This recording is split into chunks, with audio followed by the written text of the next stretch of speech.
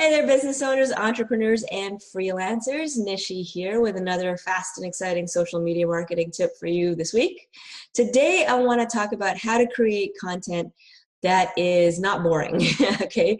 And one of the ways to do this is to be controversial.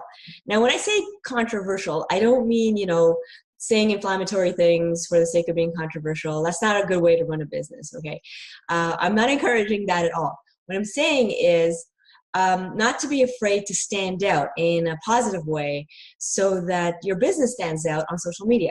So there's two ways you can do this. Number one is you need to lose the fear of alienating some people. Okay, just accept that you are going to alienate some people by targeting a very specific audience.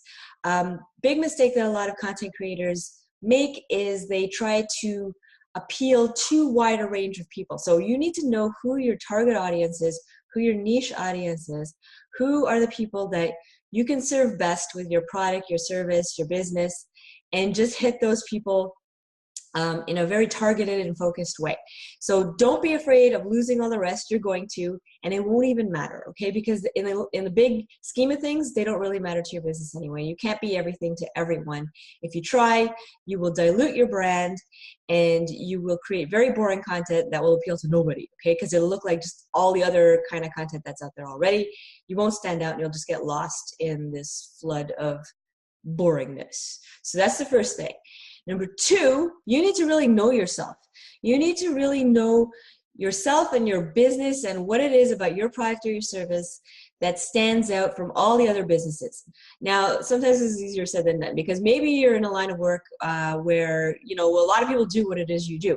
Well, then you need to figure out why you are able to provide this product or service in a way that is different and unique from all the other ways out there. So once you know yourself, and once you know your business and what it is that you do that stands out from all the others, then you'll be able to create content that is reflective of you and your business.